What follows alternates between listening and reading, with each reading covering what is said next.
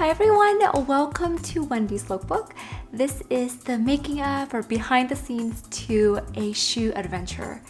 Now, Mr. Ed and I came up with the idea about 2 years ago, and we just wanted to explore a day in the life of a shoe and just shoot it like from its perspective. And for this story, we wanted to really capture the essence of a girl who is adventurous and who is just fearless, where she works hard, but she also knows how to have fun, and whatever she wants to do, she can accomplish, and her shoes are there to join her on these adventures. And we wanted to shoot the whole thing as practically as possible. But at the time, we just didn't have enough resources, so we just tabled the idea. Whoever we got a chance to talk to, we always would pitch the idea, and it wasn't until Shoes of Prey came along when they really got excited. They collaborated with us to make this story come to life.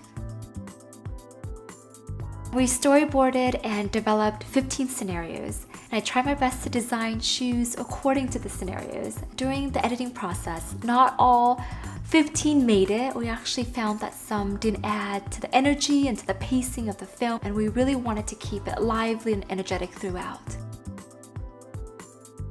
And this is the nifty camera. It is the GoPro Hero 3. Now, the reason why we wanted to use this camera because we knew that we're going to have a lot of different scenarios that require underwater shots and very active shots.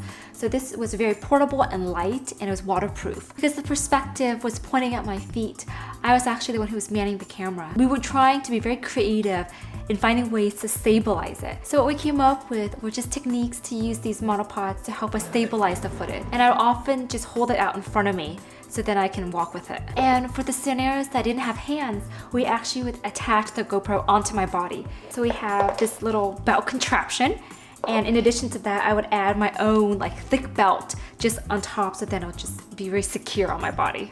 But despite our efforts trying to stabilize it during the shoot and also in post, it was still a little shaky, and we realized that some of you got dizzy, so we're really sorry about that.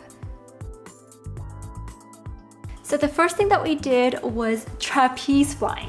And if you've never done that, I highly recommend it. It is scary as heck, but it is so relaxing when you're up there. It's quite, you feel like a bird almost. We went to Hollywood Aerial Arts, and the trainer was very gentle. He walked me through the whole process. So it was about 2 stories tall, and it is basically a giant swing set. I just try my best to swing with my legs out so then the camera can capture everything. It was a lot of fun. I really want to take a class, so I definitely am going back. The other stunt that we did was we worked with Hollywood animals, and that was the first time working with a live animal and a trainer. And both Tina and Dutch were so awesome. Dutch is the sweetest Rottweiler I've ever met. He was just so smart and so sweet. So for this scene, I had to climb a fence, and I just couldn't do it fast enough with my heels on. So we had a friend, Shahaub, help lift me up so that I can climb on the fence faster. And while Shahaub was up there, Tina's assistant also got up on the fence as well. And she had to help Dutch lift his eye lines, then actually points up to where I am and where the shoes are. We had so much fun, and we hope to see Dutch again. We went parasailing at Marina del Rey, and it was the first time that we parasailed. So for this shot, I had to hold the tripod next to my body to capture just the whole movement of the pails to go up. So I was very focused because I really wanted to get the shot of the shoes being pulled up. So the whole time I was holding it very close to me, making sure that it wouldn't get out of frame. But once we were up there, it was very peaceful, and we got to see dolphins. We actually got to see a few of them just like swimming by.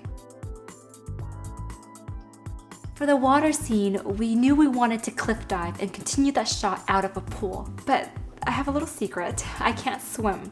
So this scenario was probably the most anxiety-inducing scenario that we shot, mainly because I had no idea what was gonna happen once I jumped. Think about things. When I was younger, I was so afraid to talk to strangers. Hey, there's a creek! But we went to the cliff diving site, and we just realized that it was a little crowded and the jump was so high. I mean, there was just no way I could have done that. So we went off-site a little bit and we found a mini cliff. It's a little small rock and was safer. I stood there, took a big breath and just jumped. And then our friends jumped in and helped me out because I couldn't get myself out. So the only scenario that we couldn't do practically was tight roping. So we're inside, we're gonna be tight roping in a few minutes.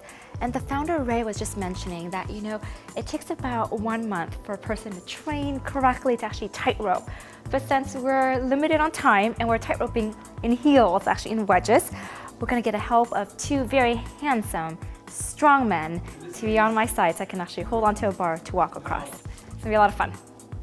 And we put a green screen underneath me so we could composite the image onto it later. To fill in the green screen, we needed a shot that was very high up and pointing like straight down. So luckily we had a friend who had a quadrocopter. And it is a mini helicopter that flies a GoPro. It is quite awesome. And we asked her to fly it across 2 buildings for us so that we can composite that image onto the tight roping scene. We had so much fun shooting this, and if for some reason you're thinking about recreating these adventures, please proceed with caution. We had a lot of supervision and safety precautions in place to make sure that no one got hurt. But I hope you enjoy this behind the scenes look. Thank you so much for watching, and I will see you soon on YouTube land.